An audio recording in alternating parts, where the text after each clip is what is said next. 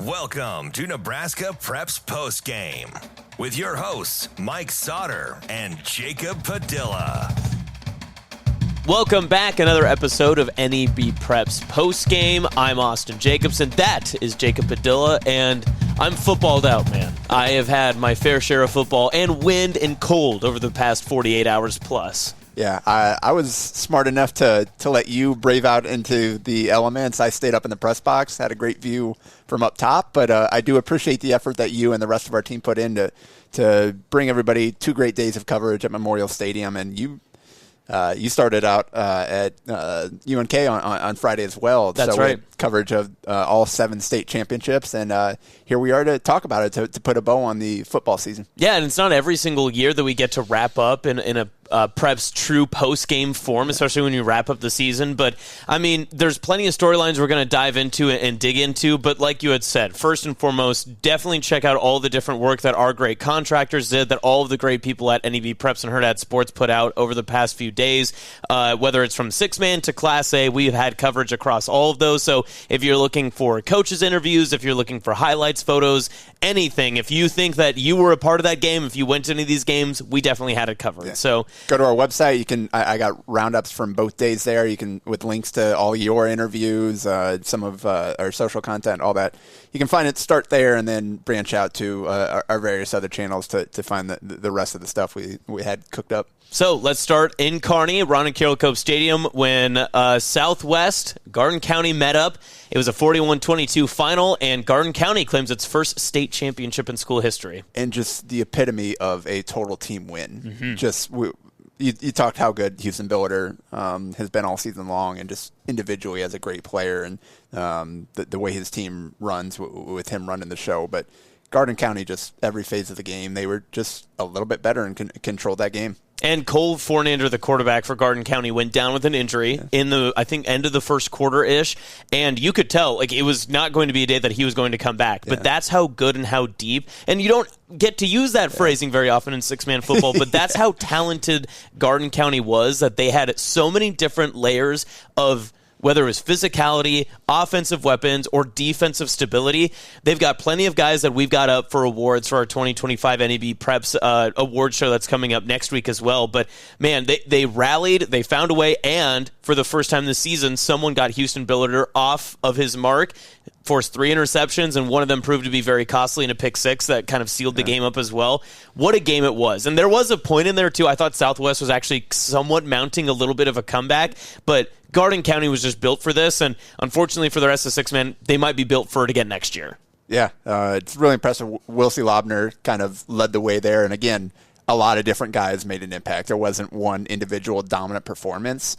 It was just an impressive overall team showing. Like you said, just the depth stepping up. One guy goes down, next guy steps up, and didn't miss a beat. Yep, and it's a great environment there at Kearney, too. I think that's really underrated because we get treated very well at Memorial Stadium. A lot of people get to experience that from every other class, but Ron and Carroll Cope Stadium was a great venue for it. You mentioned Wilsey Lobner. He had 17 carries, 105 total yards, 3 rushing touchdowns. He also added a couple of key defensive plays and led the team in interceptions. I mean, if you're looking for, hey, we need a guy to step up when our maybe not number one, but one of our best players goes down, let's rely on the guy who's going to tote the rock 3 times, break away a couple of tackles, and then also make some big impact plays, especially on defense. So 6-man, and I know people are already going to look at the timestamps and just be like, oh, well, they didn't. Listen, Garden County was in control of this game from the very beginning, and Southwest had maybe an offense that can get you back into it. Garden County was never going to allow the Rough Riders to get going from there. So 6-man wraps up, and we move on to Memorial Stadium on Monday morning at 10:15, and Class D1 kicked off in the highest scoring affair you could possibly think of in the first 2 games, and it began with the Cam Sealey show for Sandy Creek. And just think about what they graduated last year, and Ethan Shaw and everything that guy meant to that program. And to have a guy like Cameron Sealey step in as a sophomore and have the season he did, and then put on the display that he did at Memorial Stadium to cap it off, like, you shouldn't be able to have this kind of run of quarterback play, just back to back with, and again, just a sophomore. He's got 2 more years just fantastic performance from Sealey. In the first half, he accounted for 307 of their 327 yards and 50 of their 53 points. Yeah. Just phenomenal performance, throwing, passing. The thing is, he had the answer for everything Crofton threw at him. Every time they got pressure, avoided the rush, made a play, either took off with his legs or found a receiver downfield. Just able to hit guys all over the field. You could tell his control, too, of the offense. And you talked about it. He was a freshman receiver last year, the backup to Ethan Shaw. This year, he was the starting quarterback. He was changing plays at the line and calling some of his own plays on those touchdowns. And talking to Coach Andrew Kuda, talking to Cam after the game as well, it was so impressive to see just how their relationship and conversation works, too, because both trust each other so implicitly that they know that they can have this type of offensive success. And I don't know if it was necessarily a surprise that Cam would look as good as he did in the championship game. I think it was more surprising just how efficient Sandy Creek was, especially in that first half. I mean, they scored, what is that in total, 53 points in that opening quarter, or that opening half? Yeah. Insanity, especially when you look back from that Week 2 loss against Shelby Rising City to where they finished the season.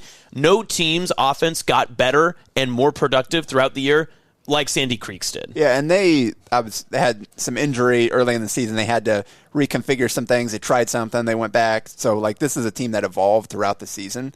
And for a team that made the run last year, to run it back with some key or some new faces in key roles. Logan Tomke transferred in and had a great game to go with Wes Beltoff. Those guys are both juniors, and so they'll be back with Sealey next year. Yeah, listen, the Sandy Creek. Get ready to see the Cougars again. I mean, the three-peat is coming, the dynasty is loading, and this is going to be a team that, and I asked it in the press box, and I think that was a conversation that a lot of people are going to ask is, what will the schedule look like the next few years? Because Sealey's built here for the next 2 years, so how do you want to build it and see what it looks like? But Sandy Creek's biggest obstacle will maybe just be themselves over the next 2 seasons to see who's going to contend with them in D1. Yeah, Sealey, 475 yards of offense and 9 touchdowns. 17 of 24 for 272 yards and 4 touchdowns passing, plus 4 2-point conversions. And he ran the ball 23 times for 203 yards and 5 more scores. 15 explosive plays, 9 rushing, 6 passing. Just, again, defensively, he had a pass breakup and an interception as well, and really shut down his side of the field in coverage. So just an overall dominant performance in every phase of the game for Sealey, who, again, 2 more years to add to his legacy. And I think there's also the part where you look at kind of the opposite side, and Crofton, and the conversation was, okay, well Crofton, well, I don't even remember now. I mean, this is how brain mush we are, but it was starting to teeter towards, can Sandy Creek keep up with Crofton? They did that in spades, but Crofton, Tyson Jackson, I mean, they were bottled up at the very beginning. You could tell that they were trying to get things going. They had plenty of opportunities. I mean, there was 3 or 4 deep shots that if they are 2 yards in either the right direction or a little bit shorter, we could probably still be playing that game. It's probably into quadruple overtime. We were talking about the scoring and keeping up with the offensive pace. And in defeat, Crofton set a record for playoff points in a single run. With 292 points.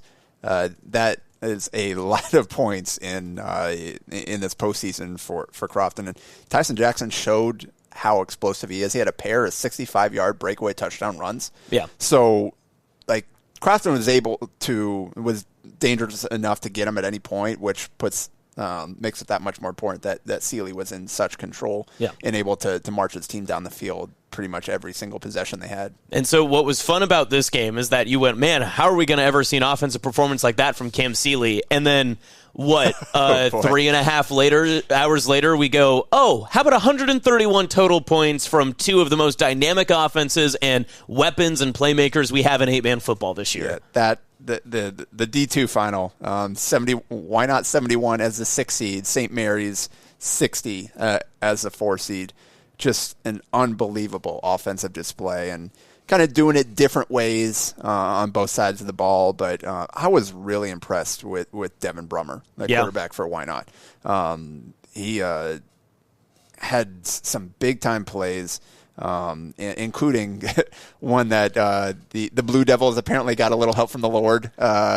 if you haven't seen this sitting down touchdown that essentially sealed the game for Wynot. It's a one-score game. Like St. Mary's had the chance to get a stop and go down and win the game, and they sent pressure, got through, and Brummer's running away, falling back, threw it back to the opposite corner, and Cotner Cook was trying to get out of his break, tripped as he got out, fell down, is sitting on his backside, and the ball just fell right into his lap. And Brummers, so he didn't even necessarily see him. Nope, he just said he knew where he was going to be, threw it up, and just prayed and hoped, and it worked. And the DB fell down, or tried to jump at, like he fell down and got up, tried to jump at it, and you can see it a few inches above his hand and right into Cook's lap, who monster game as well. But I don't know if I've ever seen a play like that, and especially in the significance and importance that it had. But what's hilarious about this game is that as impactful and as memorable as that play was, we had a number one SportsCenter top 10 highlight catch from EB, being able to nab that one with one hand on the sideline, keeping the toes down. Ben Barlow himself had a fantastic game receiving. And then, of course, Gage Hedstrom went off. And you look at the stats, too, and you'd say, how did St. Mary's lose when Hedstrom threw for 347, had 6 passing touchdowns, and ran for 59, had 3 rushing touchdowns, and they still didn't even have enough points to make it a one-score game? Yeah, plus 11 tackles and a pick on defense. Like, Hedstrom, just prolific numbers all season long. And, again, the combined efforts of Brummer, Cook, and the rest of the Blue Devils, enough to avenge a state championship basketball loss to the same team. Good point. From last spring. And a lot of the same kids played both sports. So these guys were very familiar with each other. They've probably been waiting a while for this opportunity, and why not? They're probably going to stay familiar with each other, too, for a little bit here. Yeah, they're going to go back and forth. But Brummer, 23 of 26 for 394 yards. Did have the pick, but, outside of that. Yeah.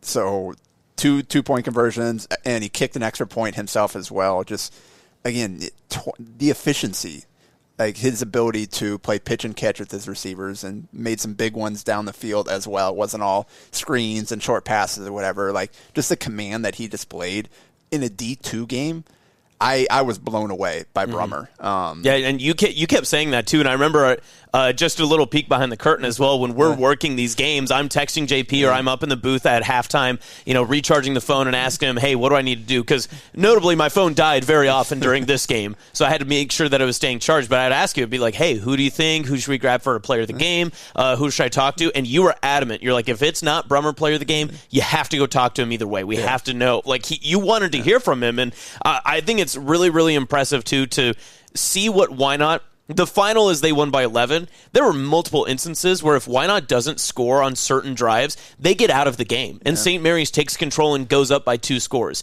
I don't think that there was a chance that St. Mary's was ever up by more than maybe 1 score. I'd have to go back through the scoring and see that. But you could definitely tell that Wynot, especially in that second half, they outscored them 16-6 and then outscored 21-12 in the third and the fourth quarters, respectively. That was the huge difference maker, is that St. Mary's just ended up not being able to keep up with the horses of Wynot. All right, and Cook, you said if Brummer wasn't player of the game, you put Cook, which rightfully so. He had half of those passes. He caught half of the passes that Brummer threw in that game. 13 receptions for 265 yards and 4 touchdowns with 2 rushing touchdowns, 7 tackles, 2 pass breakups, 2 interceptions. Yeah. So he caught 15 passes, actually, in that game. That's one way to put it. Yeah, that's good. That's a lot. Wynot got off to a great start, raced out to a 20-8 lead. The Cardinals fumbled the opening kickoff, looked to be in trouble. They settled in, rallied to take the lead, and then it was from there back and forth, ties, lead changes, and then Wynot, again, that strong finish there, ended the game with the interception to essentially seal it after the sitting touchdown. You mentioned Barlow, 163 yards, 2 touchdowns. EB had 5 catches, including the highlight for 96 and a score. Just so many big-time performances across this game. And it's a record-setting 131 points scored in the final between the two teams. The game lasted more than 3 hours. Yeah.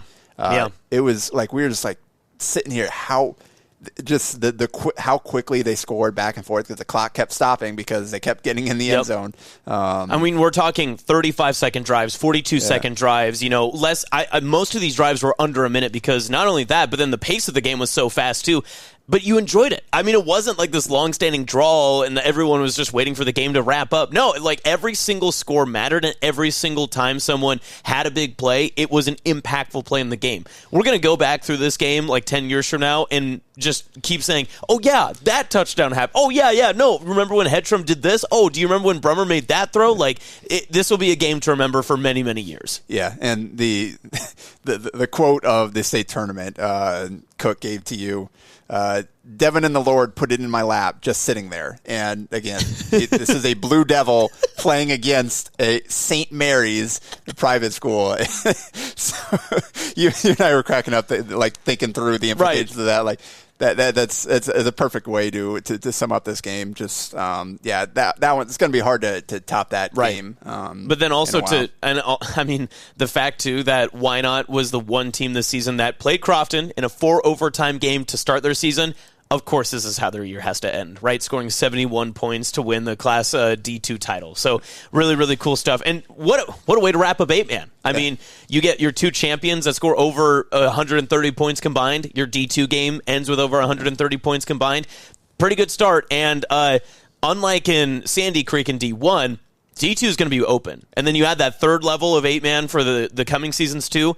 Things are going to get very interesting out in the rural parts of the state for sure. Yeah, and a great fall for Wynot as a school after winning a volleyball state title. Now they add football to go with it. Yeah, I found it interesting when I asked Brummer about who had the harder path, and he immediately said football. So, I mean, I'll let them debate that. That's a Wynot discussion, not for us. What's not debatable is who's at the top of Class B, and that is Waverly winning over Gretna East 42-27. Of all the games that we saw on Monday night, there was no more impressive first half feat, even with Cam Sealey and Sandy Creek, than how Waverly came out and just controlled the opening 24 minutes of that contest against Gretna East. Yeah, Gretna East threw the first punch. Started off early with a fumble and then scored the first. And then from there, Waverly just controlled it. And they took control, and Gretna East didn't go away. Right. They made Waverly continue to earn it, but they did kind of, again, maintain control throughout. And that's the most impressive part about Waverly, too, that they got out to a quick lead. They held control of the contest, but every single time that Gretna East was like, all right, time to respond. Oh, here comes Nathan Axman. Oh, here's another big play. Oh, here's another score to close it out. Yeah.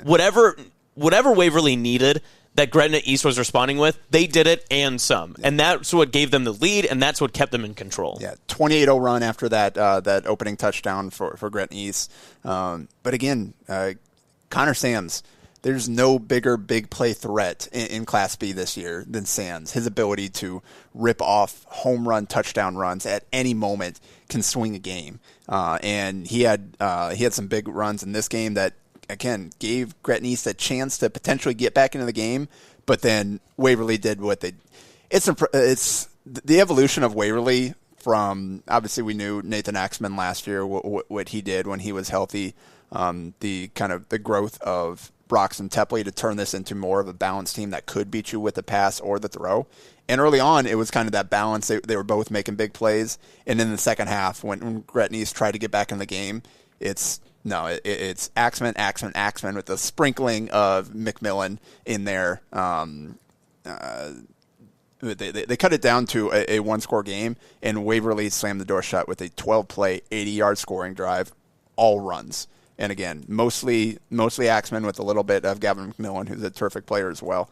Axman finished it off with a 3-yard touchdown to make it a 2-score game again, and then just kind of went back and forth from there. So, Axman just his playoff run, the last 3 games, they got him a light day, only 10 carries in the opener, but his last 3 playoff games, he ran in the ball 121 times. That's more than a lot of some starting running backs like in B, A, wherever you want to look, will maybe have for their season.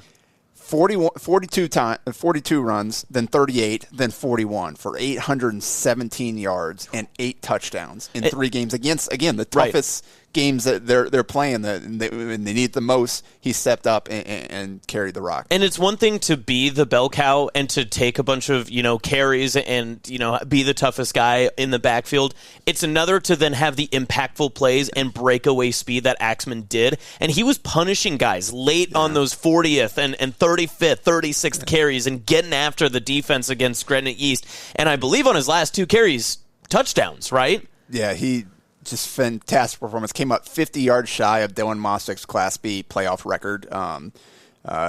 Again, with 808 total rushing yards and 10 touchdowns during Waverly's playoff run. Mm-hmm. Just fantastic performance. And again, we knew how talented he was all season long. Broxton Tepley stepped up, 8 of 11 passing, 138 yards and 2 touchdowns.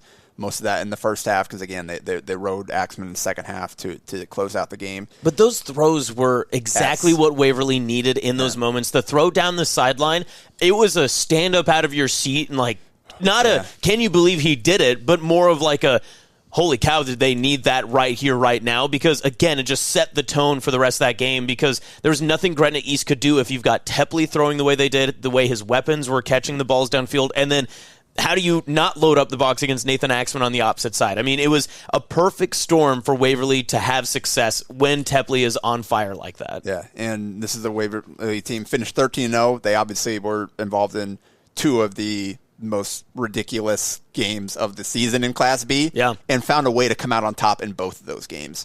And I think that experience, they've done it every way you can this year. They've done it airing it out. They've done it toting the rock. They've done it in blowouts. They've done it in close games, multi-overtime games. So this run for Waverly has just been so impressive. And again, just everything they've accomplished.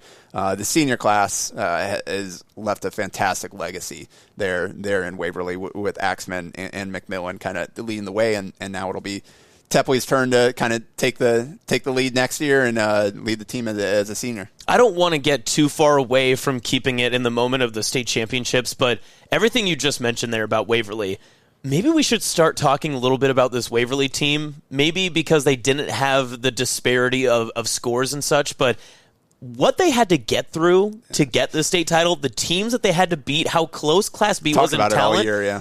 This might be one of the better Class B teams that we should recognize for years to come because of every other factor, not just points for and points against. Yeah. And again, just kind of how complete they were. Defensively, they're so stout. Again, they can throw, they can run, and the amount of playoff teams they had to go through within their own conference before they even got to the postseason where they had to... Every week was a playoff game. Yeah. I mean, more or less. Pretty much. Kind of what it looked like every single week. Yeah. I think you're absolutely right there. This is one of the more impressive runs in recent memory, just with everything they accomplished.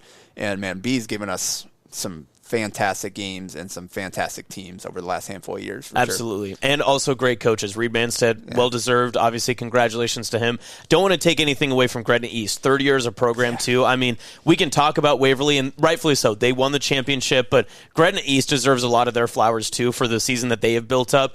Both these teams are going to have to rebuild, but, I mean, those cupboards aren't bare by any means. Class B is going to be a lot of fun to be able to watch in the next year. Well, and the fact that Sam's only ran the ball 11 times for 111 yards, but it's a testament to Waverly and the fact that Gretna East felt they had to air it out to have a chance to keep up.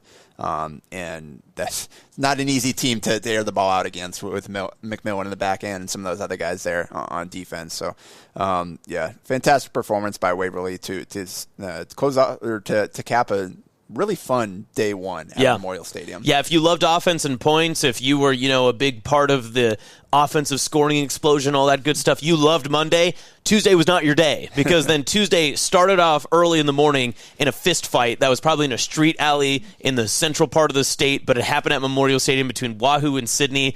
And this one was more predicated, first off, with the weather. The wind played a huge role in this contest, especially in critical coaching moments. But then on top of that, too, I think it just goes to show that sometimes you just need the ball to bounce your way. You need one or two things to go your way. And Wahoo, for the first time, I thought this season was really tested by a team that was going to put everything up against them. And Wahoo responded, and they did it every single corner, and at every point of the contest over Sidney, they won in coaching, they won in impactful plays, and they won in the big play, and it showed in the 20-6 win going back-to-back. Yeah, and honestly, like, this is the closest we got to a normal game. The wind got worse and worse as the day went on, and totally changed the second game. But C1, all credit to Sidney. They did something that nobody else has been able to do for almost 2 years. They snapped Kip Brigham's 20-game streak of over 100 rushing yards. He averaged 3.2 in this game. Yeah. And did he earn every single yard? Without a doubt. It was really Kean Kaiser, who fortunately got banged up, ended up having to exit the game, but he had a couple of like one-on-one, people don't stop Brigham one-on-one, and he did. And obviously the Iowa State commit has a fantastic season in career there for the Red Raiders, but ultimately we talk about Brigham, and rightfully so, everything he's accomplished throughout the years, but this Wahoo defense, Sidney, outside of one drive where honestly it's probably kind of a wild card for what Wahoo had prepared for. Alec Doty got banged up and had to leave the stretch for a game, and they just went wildcat quarterback with Reese Dorsey there and able to put together a scoring drive. Yeah. But that was it. It was 20-0 at halftime. They managed to put together that scoring drive, but couldn't score again from there. So and to showcase like what this defensive game was, both teams averaged under 4 yards a play. Yeah. The longest play for Sidney in the contest was 15 yards. Jeez. And if you take out the 62-yard scramble drill to Shada from Kaminsky that led to maybe the breakaway score for Wahoo in this game, their next longest play was 15 yards. I mean, both these defenses were built up for it, but it all started again, like with the wind in that first quarter. You saw Chad Fox starting to burn timeouts to prevent Sidney from punting with the wind to their backs as they were heading to the north side of the end zone in the shadow of their own goalpost. And they saved themselves they wasted some timeouts, right? But then they saved them yardage and score in a short field, and then later on they get an interception to be able to set up another short field.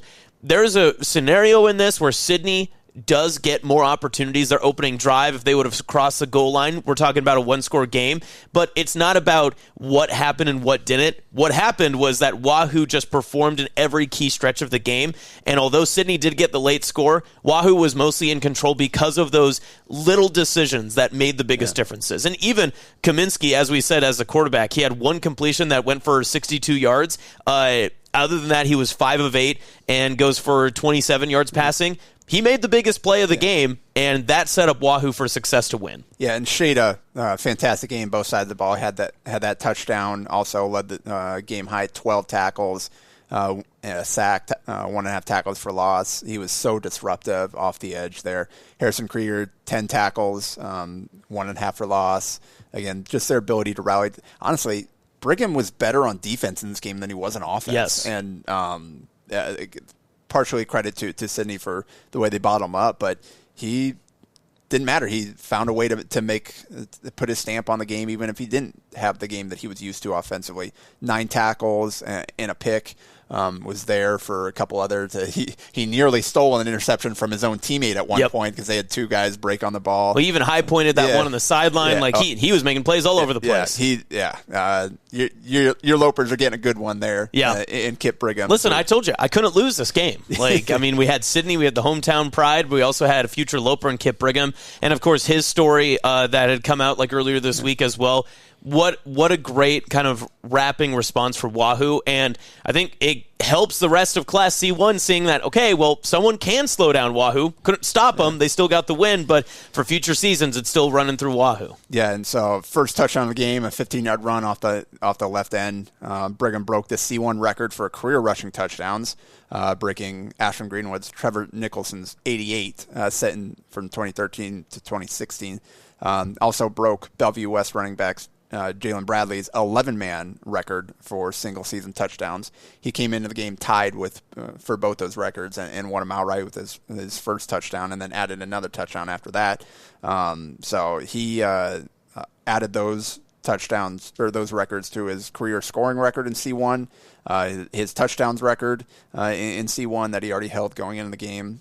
Finished his career with 5,136 rushing yards, 90 rushing touchdowns, 886 receiving yards, 12 receiving touchdowns, 441 return yards, 4 return touchdowns, 6,463 all-purpose yards, and 106 total touchdowns. It's pretty good. It's pretty good. That's a good way to put it. What a legacy he leaves. What a legacy Wahoo continues to build. They're now 2 of 3 in their last 3 finals, obviously winning back-to-back, and expectations remain high. I mean, I talked to Fox after, and he just said, we got some work to do, but we're getting back to it, just in the coming year. So I don't know. This is going to be very interesting to see kind of how far this Wahoo dynasty can go, but it does cement them again as one of the best teams of the past 2 years. And Sidney, they're losing Doty, they're losing Kean Kaiser, but they got Kale Kaiser, little brother, coming back. They'll bring back Reese Dorsey. Reese Dorsey, the running back, who arguably as important to that team as anybody. So Sidney's probably not going anywhere. They got to replace some pieces, but they're going to be tough out there. Well, you'll definitely hear it from me. That's for sure. You'll definitely hear it from me. So that was C1. We move on to the second game of the Tuesday matchups as Bishop Neumann wins over Grand Island Central Catholic 37-15. And at times, we didn't know if this was a football game because the weather definitely, we said it made a factor in the first one. Nobody could do anything in this game because everyone was terrified to put the ball anywhere that wasn't inside of their own 2 hands. Yes. So the first half, the winds reaching close to 50 miles an hour at one point, gusts. Teams combined to go 0 for 11 on third down, 1 for 8 on fourth down, with 5 fumbles, 3 of them lost, and 1 interception. Oof. Saw 1 punt in the first half, which got the wind sent straight backwards for -4 yards. So GICC had 99 yards of offense. Neumann had 95 at halftime. They picked up some offense, got a little bit going there in the third quarter. But yeah, it was hard. It was so choppy. Yep. Neither team could really get it. Credit to the defenses were feasting the entire game. Just neither offensive line could really kind of hold up throughout the game and put together sustained long drives throughout the game. But ultimately, the Cavaliers kind of pulled away in the second half. Yeah, first-year head coach Joe Pavlik will get them over the mountaintop. A year after that, they were in the same position. It was a colder day. It wasn't as windy, but they lost to Norfolk Catholic, and you could tell that this team was geared up and ready. And yes, they have Jack Van Slyke, who was a fantastic player, 21 carries, 115 yards, 4 touchdowns, including a 30-yard touchdown run kind of later in that game as well. Sealed this game off as on the defensive side, too. But just what a difference a year makes for a team that's not as reliant on one Connor Booth, who was fantastic for Bishop Neumann and led this team for so many years and did so many great things for them. But they really had to play to the hands of every single mount that could feed them to a state title on Tuesday. Yeah, and so they obviously went from Booth, prolific single back, to this year kind of a 3-headed rushing attack with Landon Sun supporting Jack Van Slyke. He was also a 1,000-yard rusher, and then Bo Fuyan at quarterback and some of the quarterback running games. He had a 63-yard touchdown run in this one, showing off the track speed that he has. So yeah, Neumann kind of evolved and had to become a different team than they were last year, and credit to Pavlik, first year, to kind of turn this thing around and find a way to find a new identity again in the post-Connor Booth world, and to get all the way there and finish it off this time. Do you think this game goes a lot differently if GICC is able to throw the ball a little bit differently? I don't know, obviously, how the result changes, but the flow of the game is much different. Without a doubt. Like that was part of what made GICC good this year, was the ability to kind of throw and run. Grayson Sack at quarterback there. There just was nothing in the passing game, really. There was one 40-yard completion from Sack to Braylon Wolf early in the game, but outside of that, just no the ball sailing, coming out. The wind just took it every single time. It was so cold out there. Guys having a tough time holding on to the ball, whether catching or running the ball with all the fumbles that we saw. And just it was credit to those guys for battling it out in those conditions. certainly didn't make for an aesthetically pleasing football game. Right, yeah. And you know what? If it was maybe a dud for the fans and whatnot, it's still a championship for Bishop Neumann. They're not going to, they're still going to put up the banner. They're still going to credit it that way. But you do wish that this would be played without all the other factors, but you do give credit to the Cavaliers because they played through it, too. Both teams had to go through it. Yeah, so it was kind of a game of toughness over execution, skill. Like, you just had to find a way to battle through whatever was out there and make plays to win. And I know we mentioned how maybe passing would be different in a regular weather day, but Bishop Neumann at times was afraid to even do option tosses because the wind was so strong he was knocking the ball backwards. Well, yeah, there was one pitch where the wind got it and knocked the pitch straight up into the helmet of the receiver. Like, even from 3 yards away, whatever, just the normal pitch distance, it was hard to complete those. So I can't imagine trying to call plays in that environment. Like, every time you call, we're like, ooh, can we actually run this? Like, what's going to happen? You can't kick field goals. You don't trust your punting. You have to go 4 on 4th. And the unfortunate part is the defense knows everything that you can do, too. So Bishop Neumann gets another title, this time in Class C2, as we move on to Class A. And the crowning is complete. 49-0. Millard South wraps up their season. And the most prolific and historic team in Class A history wraps it up with the Class A championship, as many expected, and also does it in exactly the way everyone kind of thought it would go as well, 49-0. Yeah, and 49-0 in the first half. Yep. Jet Tamal only threw 5 passes in the second half. It played out exactly as we thought it might. I think Tamala's ability to do that, like to cut through the wind, like the first half they were going into the wind for a lot of this game. A lot of the damage they did was into the wind. 40-mile-an-hour gusts down the middle of the field. Yeah, strikes. Yeah, it wasn't. They weren't doing a lot of dink and done. They were just running their game. Yep. And you're right. There was a couple of screen plays, but those actually weren't their backbreakers. Yeah. It was throws of 10 or 12 or more yards down the field, and the first 3 touchdowns to Owen Zeck, those were at least 20 yards past. I mean, he was putting the ball in the air and was making plays. Yeah, and the most impressive thing about this Millard South team is just how complete they are.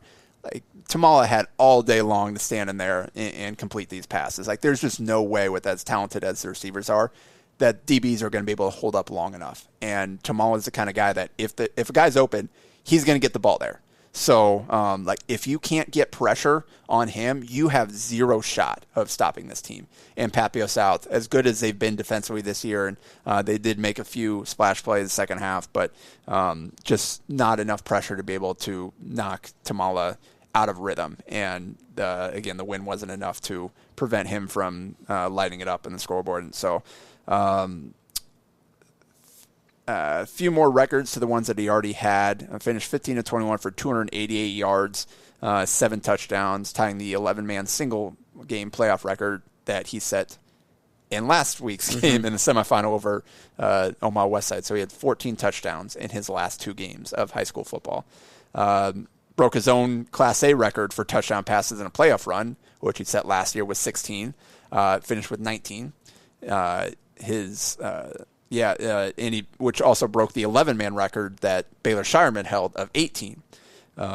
He also threw for 1,354 yards in this year's playoffs, breaking the 11-man record he set last year of 1,364. And again, set all these records in the first half because he only threw for 5 in the second half. He also broke his own total offense record. And then his last play of the game, Cole Lemp broke through, great read for him, broke down on a jet sweep and forced a fumble at the handoff. And so technically he loses the yardage for where Lemp recovered the fumble. So that knocked him back below the record that he set last year. So dang it, Jet. He'll have to settle. He's still first and second. Right. It appears, but good place to be. Wasn't able to break that record that he also holds. So. And although, of course, nothing went right yesterday for Papillion La Vista South, nonetheless, first state championship trophy, even if it is a runner-up, you get to take back with you to Papillion La Vista South. It's the first time they've broken through to this part of the record book and they're part of their history for the football program. But this was a story about Millard South, and it always was going to be, and that's the unfortunate part for the Titan side. There was just nothing that Papillion La Vista South was able to do. They had 3 and outs. They had turnovers. They had a blocked punt. They did get a blocked extra point, so they had a little bit of some slight special team success, but it was Millard South through and through, and I'll credit Millard South with this. Being down on the field for the postgame and stuff, they celebrated, they enjoyed the moment, but they credited and said, hey, listen, junior sophomores, it's up to you now. Make it a dynasty. That's what I heard from Marion Jackson. That's what I heard from Isaac Jensen. That's what I heard from Owen Zeck and Jet Tamala. They were going up to young guys and said, hey, get right back here next year. That's the standard. That's what they want. So it's a Millard South mentality, and it's a Millard South world. We're all just living in it. Yeah, you mentioned Zeck caught those first 3 touchdowns, also caught 3 in the semifinals. So, again, we talk about all these big names, all these guys that are going D1, FCS, with Marion Jackson and Isaac Jensen and all these guys. Zeck also broke a record for most touchdowns in a playoff run with 6. Did it in two of their, he didn't score in their first 2 games. It's going to be a great Millard South trivia night sometime. It broke the record that last year Amir Hill at Millard South was tied with Kearney's Brett Maher. Wow. With 5 touchdown receptions.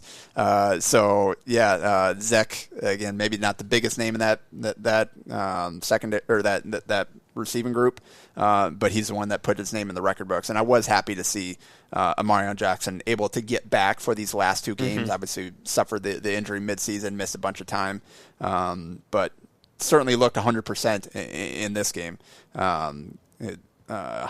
6 catches for 118 yards and 2 touchdowns. Good game for Gabe Pruka, who ran really hard, picked up some tough yardage. And then defensively, we talked about all season long. That was the story. As big as the names are on offense and the numbers they put up, they finished with 224.5 tackles for loss on the season. That's over a third of their total tackles. It's pretty good. Over a third of their tackles happened behind the line of scrimmage this season.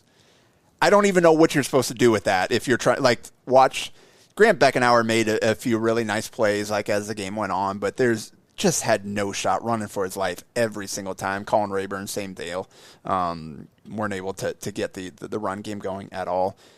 This truly was a special group that Millard South is able to put together and just dominate every phase of the game all season long. And it was a special 2 days at Memorial Stadium. Yep. It was a special day Friday night at Ron and Carol Cope Stadium. Wrap us up, JP. What are the wise words of JP to wrap up the 2025 Nebraska high school football season? Thanks for following along. It's been a lot of fun, and it's time for basketball season. No rest. It is. So enjoy your Thanksgiving break whenever you're listening, however you're listening. Make sure you go back and celebrate the stories with NebPreps, whether it's through Jacob Padilla's roundup and write-ups, whether it's through interviews from our social channels, or if you're listening right here on Nebraska Preps Postgame on the podcast or at the Hurrdat Sports YouTube channel. Wherever you want to get this, we will be back again next week, and we will be previewing the high school basketball season. And who knows, maybe we'll have that run all the way through March, too. We'll see. We'll see how much basketball I need a break. I need 2 days. Let me not talk to anyone. I'm going to take the rest of Wednesday night off. No sports for me. No sports. It'll be good, though. Enjoy your Thanksgiving with your family. Same to everybody that happens to be watching this but before Turkey Day. And we will be back next week to start a new season. That's right. That's been Nebraska Preps Postgame.